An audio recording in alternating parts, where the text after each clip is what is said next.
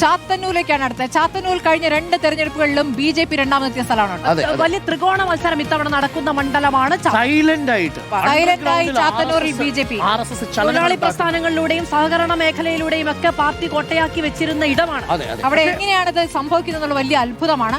ചാത്തന്നൂരിൽ LDF-ന്റെ R രാജേന്ദ്രനാണ്, UDF-ന്റെ Sooraj രവിയാണ്, NDA-യുടെ LDF UDF നോക്കിയാല് 19% vote വ്യത്യാസമുള്ള 17,000 വോട്ടിന് LDF-ന് 2021 17,000 വോട്ടിന് ഭൂരിപക്ഷം. ചാത്തന്നൂരിൽ BJP അവിടെ മത്സരം ശരിക്കും BJP LDF തമ്മിലാണെന്നാണ് പറയുന്നത്. അതെ LDF തന്നെയാണ് 17,000. ത്രികോണ പോര് നടക്കുമ്പോ എങ്ങോട്ട് വോട്ട് 30% BJP.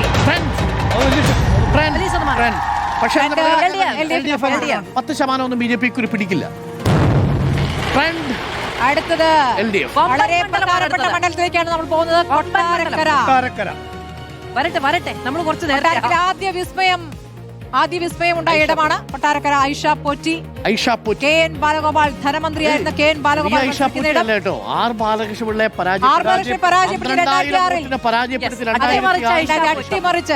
ഐഷ പോറ്റി അവിടുത്തെ ജില്ലാ പ്രസിഡന്റ് ആയിരുന്നു. തുടർച്ചയായിട്ട് MLA സ്ഥാനത്തിലേക്ക് KN ബാലഗോപാൽ ഒരു അൺസങ് ഹീറോയാണ് ഇത്തവണത്തെ ക്യാബിനറ്റിൽ. പക്ഷേ അവിടെ വലിയ ഇതുണ്ടാവാൻ പോകുന്നത് രശ്മിയുടെ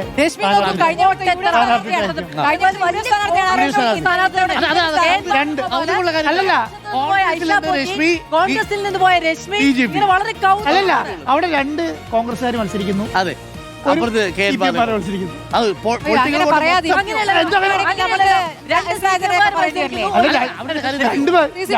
രണ്ടുപേർക്ക് സീറ്റ് കൊടുക്കണ്ടേ?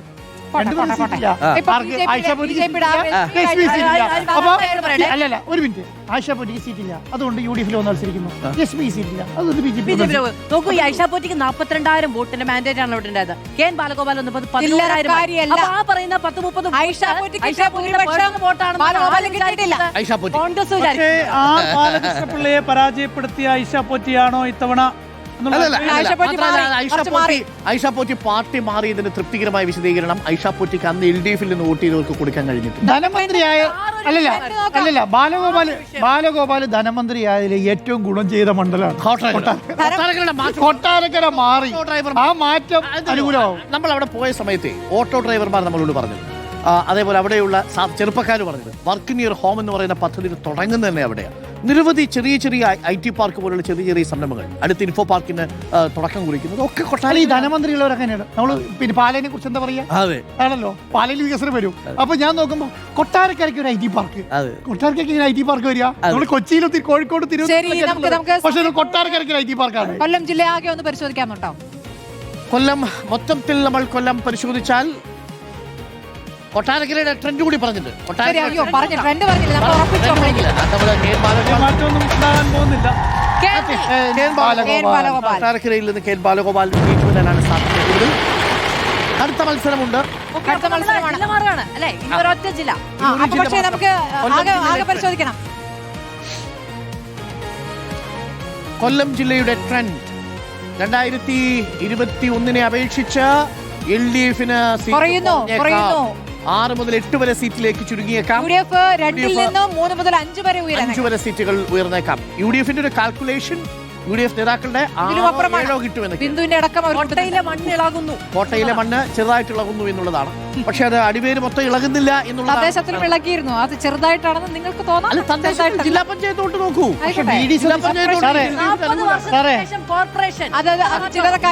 നഗരഹൃദയങ്ങളിൽ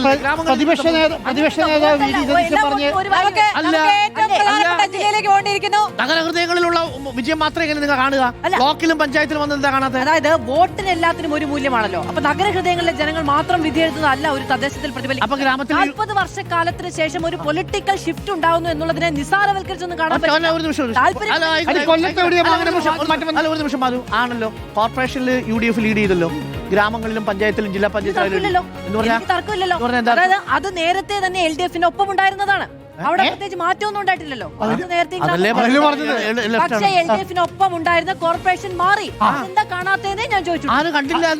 ഞാൻ പറഞ്ഞോളൂ, തർക്കിക്കാനൊന്നും കോർപ്പറേഷന് പുറത്ത് LDF-ന് UDF-ന് തരംഗം ഉണ്ടാക്കിയില്ലെന്നാ പറഞ്ഞത്. അല്ല, എത്ര കോർപ്പറേഷന് തരംഗം കാണാതിരിക്കണോ? അല്ല, എത്ര കോർപ്പറേഷൻ അത്രേ ഉള്ളൂ. അത് കാണില്ല. അതുകൊണ്ട് നമുക്ക് തിരുവനന്തപുരത്തേക്ക് പോകാം. നോക്കാം. ഇപ്പൊ കൊല്ലം കഴിയുമ്പോഴേക്കുള്ള ലീഡ് കേവല ഭൂരിപക്ഷത്തിലേക്ക് കൊല്ലം കഴിയുമ്പോൾ വേണ്ടി വന്നാൽ LDF കേവല ഭൂരിപക്ഷത്തിലേക്ക് പോകാം. 59 മുതൽ 73 സീറ്റുകൾ വരെ, UDF 52 മുതൽ 67 സീറ്റുകൾ വരെ എന്നുള്ളതാണ്. എന്ന് പറഞ്ഞാൽ കേവല ഭൂരിപക്ഷം വേണമെങ്കിൽ ഉറപ്പിക്കാം. ഈ മറികടക്കാൻ UDF കഴിയുമോ എന്ന് നമ്മൾ തിരുവനന്തപുരത്ത് ഒരൊറ്റ ജില്ല സംഭവിക്കും.